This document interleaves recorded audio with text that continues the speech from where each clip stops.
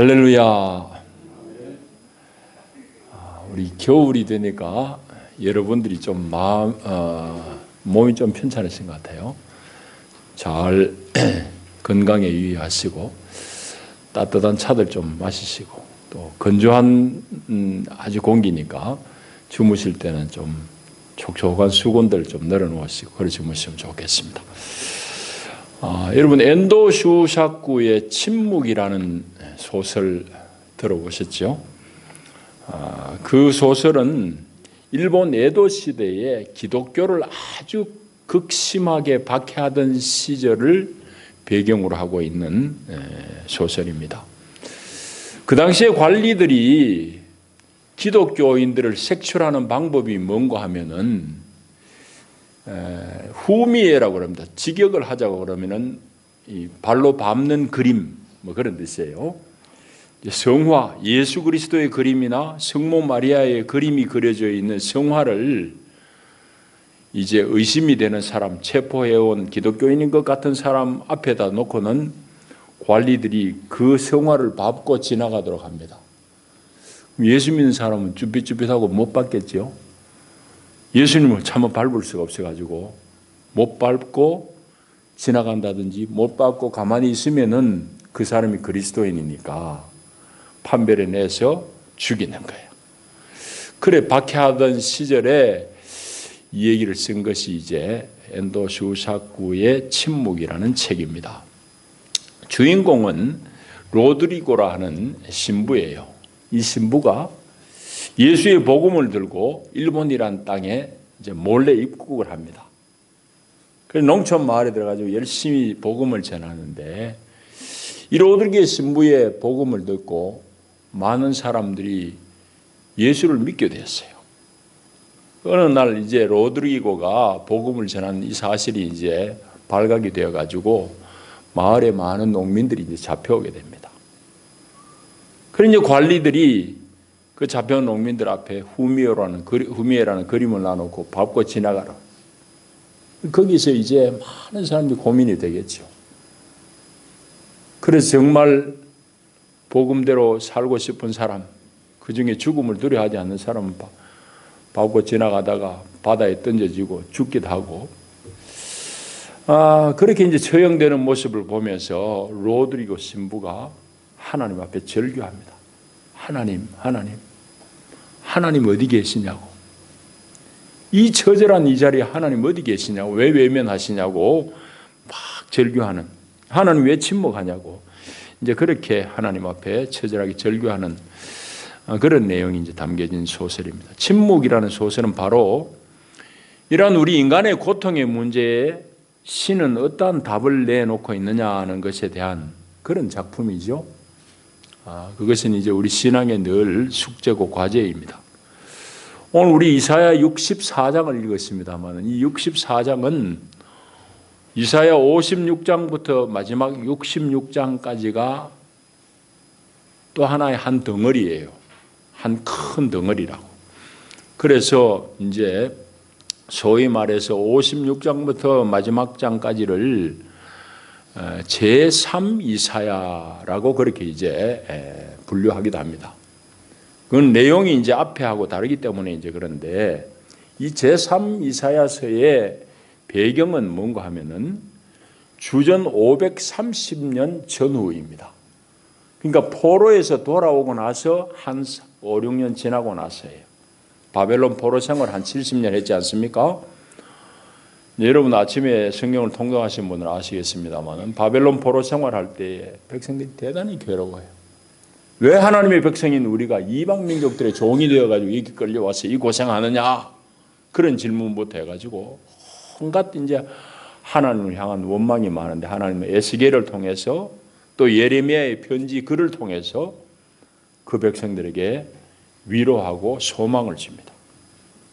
70년이 지난 다음에는 고국으로 돌아갈 것이다. 그런 그런 희망을 줘요. 결국은 이제 하나님의 언약의 약속대로 이 백성들이 되돌아오죠. 되돌아오고 난 뒤에 이 얘기가 바로 이 지금 이사야 64장의 배경입니다. 그러니까 이 당시는 어떤 문제가 있는가 하면은 시대적인 상황이 바벨론 포로에서 돌아오긴 돌아왔는데 성전은 이미 불타버린데 이게 빨리 회복도 안 되고 성벽을 재건하는 것도 뭐 원만하게 안 돼요. 새벽에 여러분 통독하시면 보시겠습니다만 에스라 느헤미야에 보면 많은 방해가 있잖아요. 이게 빨리 진행이 안 돼요. 그러니까 백성들이 괴로운 거지. 답답한 거죠. 그 답답함이 오늘 이제 10절, 11절에 나와 있습니다. 다시 한번 보시죠. 10절에 보시면 주의 거룩한 성읍들이 광야가 되었으며 시온이 광야가 되었으며 예루살렘이 황폐하였나이다. 예루살렘 도성이 다 황폐해버렸어요. 그리고 11절 우리 조상들이 주를 찬송하던 우리의 거룩하고 아름다운 성전, 이 정말 아름다운 성전 솔로몬 성전이 불에 탔으며 우리가 즐거워하던 곳이 다 황폐하였나이다. 성전이 불타버리고 이 회복이 잘 안 돼요. 예루살렘 성전은 다 예루살렘 성벽도 무너지고 폐허가 되고 이게 빨리 복구가 돼야 되는데 복구는 안 되고 답답한 그런 마음이에요. 그런 시대에 하나님은 또 한 사람의 선지자를 불러가지고 예언의 말씀을 주신 것이 이 56장부터의 이 제3이사야라고 하는 이 내용입니다. 그러니까 하나님의 선민이라는 이스라엘 사람들이 참 그들이 멸시에 맞지 않았던 바벨론 이방족 속에게 종이 되어가지고 노예 생활한 거예요. 너무너무 서럽고 힘든데 거기서 하나님은 그래도 위로하고 에스겔이라는 선지자를 통해서 또 이제 느헤미야라는 아주 훌륭한 그런 하나님의 사람들을 통해 가지고 백성들을 인도하고 스룹바벨의 영도하에 이제 포로에서 귀환하기는 했어요. 그런데 예언자들의 말대로 빨리빨리 성전은 복구가 안 되고 자기들이 삶의 터전인 예루살렘 성전 또 전국에 흩어져 있는 성읍들이 요즘으로 말하는 도성들이 빨리 회복이 안 돼요. 이 금세 되겠습니까? 그냥 답답하죠. 외적들의 방해는 또 있고 그러니까. 답답한 이런 속에서 백성들은 질문이 있죠. 하나님 향한 회의가 생기는 거예요. 엔도슈사코의 침묵 속에 나오는 그런 질문. 하나님 계시냐고. 하나님이 계시다면 내가 이렇게 우리 백성들이 이렇게 고통 중에 있는데 이런 답답함 속에 있는데 하나님 어디 계시냐고. 하나님 혹시 계셔도 무능한 존재 아니냐고. 바벨론의 신보다 우리 하나님, 우리가 섬기는 야훼 하나님이 더 못한 신 아니냐고. 그런 질문, 그런 회의가 이스라엘 백성들 가운데 팽배한 거예요. 그게 이제 오늘 본문을 이루는 배경이 됩니다. 여러분, 이스라엘 사람들은 그런 답답함을 겪었습니다만은 오늘 여러분은 어떻습니까? 오늘 우리는 어떠냐 말이죠. 여러분, 오늘 우리의 세대도 마찬가지입니다. 온갖 악이 난무하는 것 같고 악인이 더 잘 되는 것 같은 이런 시대에 하나님은 도대체 개입 안 하시고 하나님 침묵하시는 것 같기도 하고 우리 개인적으로만 봐도 뭐 국가 공동체를 놔두고 내 개인으로 봐도 나는 그런 대로 예수 믿고 하나님 앞에 선하게 살려고 애를 쓰는데 나에게는 왜 끊임없이 이 문제가 계속 이어지느냐? 왜 나의 이 고난의 문제, 고통의 문제는 해결이 안 되느냐? 좀 건강하면 하나님 앞에 나가 일도 하고 싶고 하나님 섬기고 싶고 교회를 잘 봉사하고 싶은데 내 건강은 왜 이리 회복이 안 되노? 하나님 계시긴 계시는가? 하나님 나에게 대해서는 무관심한 거 아니냐? 이런 질문들이 이스라엘 사람들, 이 당시 이스라엘 사람들뿐만 아니라 오늘 우리도 그런 질문을 한단 말이죠. 여러분, 그런데 우리가 생각해야 될 게 있습니다. 그건 뭔가 하면은 우리가 믿음이라는 것은 평생에 달려가야 될 길이잖아요. 사도 바울이 디모데후서에 보면은 내가 이제 이 믿음의 경주를 다 마쳤다. 달려갈 길 다 마쳤다 그러잖아요. 우리도 그 길을 다 마칠 때까지 달려가야 돼요. 중간에 포기하는 사람이 있지만은 사실은 믿음은 끝까지 달려가야 될 마라톤 경주와 같은 그런 길입니다. 그런 다른 박질이죠. 그런데 우리가 이 믿음의 경주를 완주 끝까지 달려가기 위해서 꼭 하나 필요한 게 있습니다. 중요한 내용 하나 있습니다. 그건 뭔가 하면은 내 삶 가운데 하나님이 즉각 응답하시지 않는 것 같은 침묵하시는 하나님에 대해서 내가 확고하게 입장을 정리하지 않으면은 우리가 이 믿음의 경주를 끝까지 달려가기가 대단히 힘들다는 사실. 참 목사는 늘 답답하잖아요.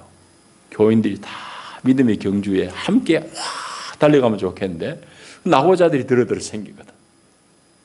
중간에 실족하기도 하고. 이 믿음의 경주를 끝까지 달리기 위해서는 침묵하시는 하나님에 대해서 우리가 잘 이해하고 분명한 입장을 정리해야 되는데 그거에 잘 안 될 때에 사람들은 믿다가 낙심한다 이 말이죠. 여러분, 우리 솔직히 한번 얘기해 보십시다.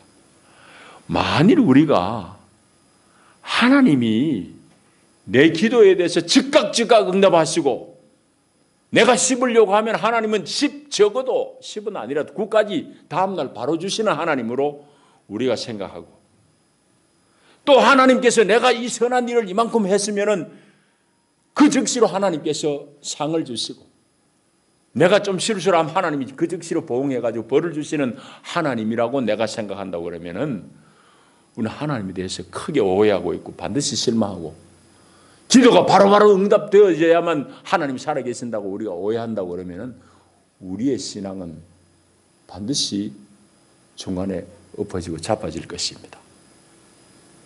하나님은 그런 하나님은 아니거든요. 그런 하나님은 혹 부흥사 중에 어떤 하나님 그런 하나님이 계실지 모르지만 하나님 그런 하나님은 아니세요. 여러분, 그래서 우리가 내 삶 속에서 하나님이 침묵하시는 것처럼 느껴질 때가 많은 이유를 먼저 한번 생각해 봐야 돼요. 오늘 이 본문의 말씀을 가지고 묵상하는 중에 하나님이 그러면은 왜 우리 인생에게 자꾸 침묵하시는 하나님, 뭐 대꾸도 대답도 안 하시는 하나님으로 자꾸 비춰질까? 여러 가지 이유 있겠지만은 제가 생각한 바대로는 두 가지입니다. 하나님이 왜 나에게 지극지극 대답하시는 하나님이 아니시고 침묵하실까? 첫째는 하나님과 나라는 인간이 너무너무 다른 존재이기 때문입니다. 하나님은 영이십니다. 반면에 우리 인생은 저와 여러분은 모두 다 육체를 가진 존재입니다. 물론 우리도 영적인 존재이긴 하지만 우린 육체를 가진 사람들이에요. 얼마만큼 육성이 강하냐, 또 우리가 육체를 가졌음에도 불구하고 우리 육체를 부인하고 내 안에 있는 그 영을 쫓느냐의 차이는 있지만 우리는 근본적으로 육체를 가진 존재, 하나님은 영이신 존재. 이 둘 사이에 어쩔 수 없는 간극이 있습니다. 거리가 있습니다. 그러니까 쉽게 이야기하면 존재의 방식이 다른 것이고 또 조금 더 다르게 얘기하면 하나님의 언어와 내가 얘기하는 언어가 달라요. 그것 때문에 우리가 하나님을 자꾸 오해한다고. 우리는 육체를 가지고 있기 때문에 우리가 아이들 키워왔지만은 우리는 아이들에게 내가 부모가 말한 대로 빨리 순종 안 할 거야? 빨리 대답해. 그리고 아이들은 막 조종하려고 그러고 안 되면 내 마음대로 어른들 마음대로 안 돼. 부모 마음대로 안 돼. 폭력을 행사하고 즉각 뭐가 결과를 얻으려고 그러고 이건 다 우리 육체를 가진 사람들의 방식이거든. 우리의 언어. 우리가 사는 방식이라고. 그런데 하나님은 그런 하나님은 아니에요. 하나님은 즉각 뭘 하시는 게 아니고 오래 기다리시는 하나님이시고 하나님 우리에게 억압하시고 강제하시는 하나님이 아니고 우리가 기꺼운 마음으로 하나님 앞에 순종하기를 기다릴 줄 아는 하나님. 그러니까 하나님과 우리 인간이 존재하는 방식이 다르고 말하는 방식이 달라요. 그러니까 하나님은 열심히 내 옆에서 일하시고 말씀하심에도 불구하고 내 방식으로 안 들리니까 하나님이 침묵하시는 것으로 우리는 오해해요. 그러니까 하나님의 침묵은 첫째, 하나님은 영이시기 때문에. 두 번째로 하나님이 침묵하시는 것으로 자꾸 우리가 절절히 느껴지는 이유는 두 번째 이유는 우리의 문제예요. 더 구체적으로 말하면 우리의 죄 때문입니다. 자, 여러분들 다 앞을 보십시오. 우리 다 자녀들 다 키워보고 우리 다 부부생활, 가정생활 합니다.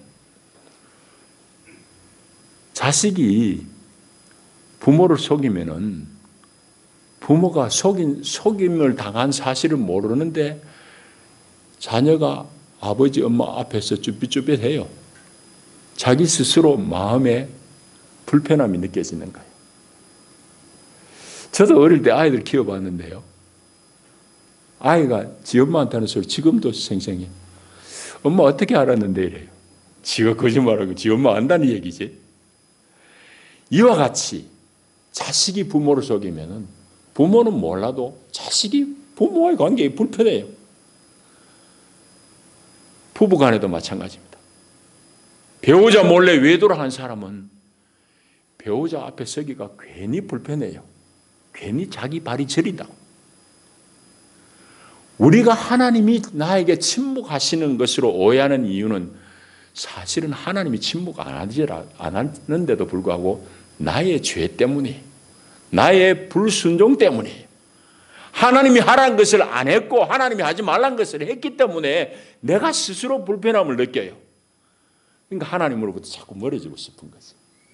그러다 보니까 내 마음속에 하나님은 점점 나와 멀리 계시는 분이구나.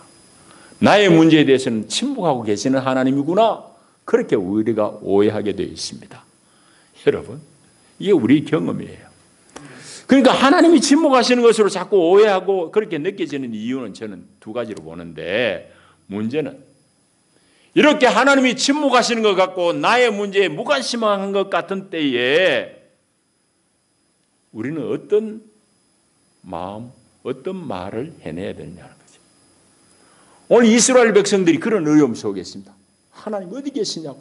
이 성전이 이렇게 무너지고 불타버렸는데 여호와 하나님, 우리 형편이 이렇거늘 주께서는 아직도 가만 계시려 합니까? 12절의 탄식이 그런 거잖아요. 그리고 이스라엘의 모든 사람들이 하나님 우리와 관계없는 분 아니야? 하나님 혹 안 계시는 분 아니야? 하나님 혹 계시더라도 우리가 믿는 야훼 하나님은 바벨론의 마르둑 신보다 더 밑에 있는 신이 아니냐? 힘없는 신 아니냐? 그렇게 백성들이 말할 때 이사야는 노라고 그럽니다. 하나님은 무능한 존재가 아니야. 하나님은 능력 없는 분이 아니야 라고 말합니다. 그게 이제 1절, 2절의 말씀이죠. 하나님은 하늘을 가르고 강림하시고 산들이 진동하도록 하나님이 땅을 움직이실 수 있는 분, 섣불 불사름같이 하나님은 불로 물을 끓이실 수 있는 분, 그런 하나님. 다만 우리가 이런 어려운 지경에 놓인 것은 우리의 불순종, 우리의 불신앙, 우리 죄 때문이다 라고 말합니다. 그게 이제 5절에 보면은 그런 내용이, 5절 중간에 보면은 하나님은 늘 주님의 길을 쫓는 사람을 선대하시는 분이지만은 우리가 범죄하였기 때문에 주께서 진노하셨고 이 현상이 이미 오래되었으니 우리가 어찌 하나님 앞에 구원을 얻겠습니까? 그런 내용. 말하자면 우리 백성들 이스라엘이 이렇게 답답한 지경에 놓여 있는 것은 하나님의 진노 때문이고 그 진노는 우리의 죄악 때문이다. 그런 고백입니다. 그런 인식이죠. 물론 우리는 신약까지 다 이제 얻고 사는 복된 시대에 살고 있습니다. 그래서 우리의 모든 문제가 다 100% 우리 죄 때문이라고는 말할 수 없어요. 하나님의 영광을 증거하기 위해서 장님이 된 사람도 있고 복음서에 보면 그렇지만은 그러나 대부분의 경우에는 우리의 답답한 상황들은 우리 죄 문제와 관련이 있는 건 사실입니다. 특별히 이사야서 64장 이 여간의 사정은 이사야가 정확하게 깨뜨려 본 거예요. 하나님 앞에 이렇게 우리가 답답함을 당하는 이유는 우리의 죄 때문이다. 하나님이 무능해서가 아니다 라는 것이 오늘 이사야 64장의 내용입니다. 이사야가 정확하게 진단한 것이죠. 자, 그러면은 이사야가 경험했던 또 이사야 당시에 이 64장 이 당시에 이스라엘 사람들이 경험했던 그런 경험들은 오늘 우리도 날마다 경험하는 내용입니다. 어렵지 않게 경험하는 내용이죠.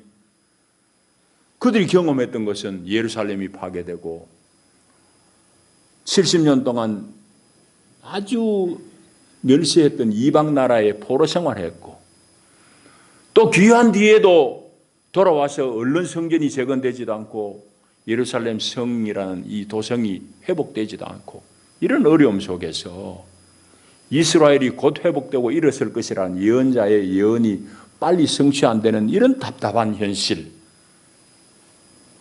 그런 현실은 현실적인 답답은 우리가 매일상 겪는 일들이에요.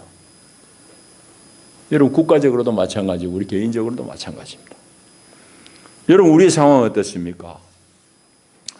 우린 드디어 이제 내년 초쯤 되면은 소득 3만 불을 달성할 것이라는 아주 좋은 소식 최근에 나오기 시작했습니다.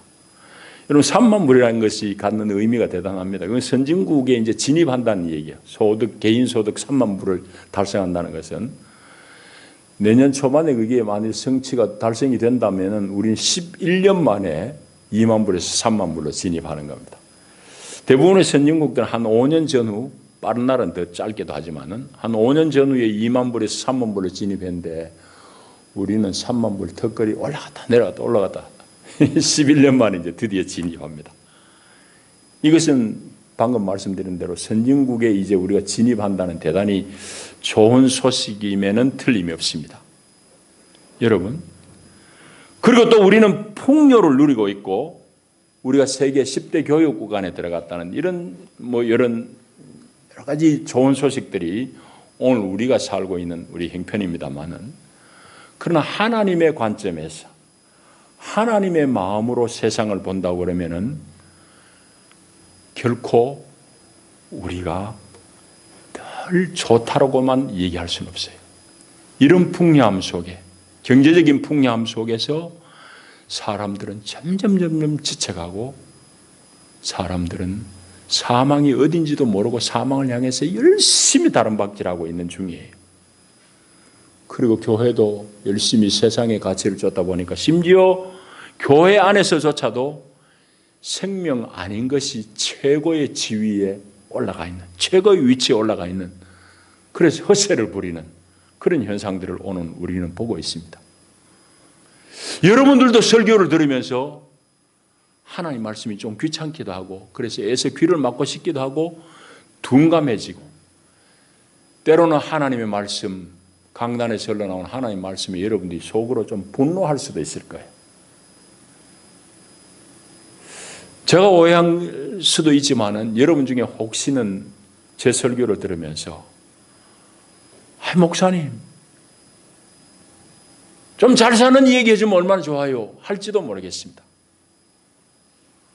그러나 여러분 잘 먹고 잘 사는 것을 배우려고 교회 오면은 여러분 잘못 발디딘 겁니다.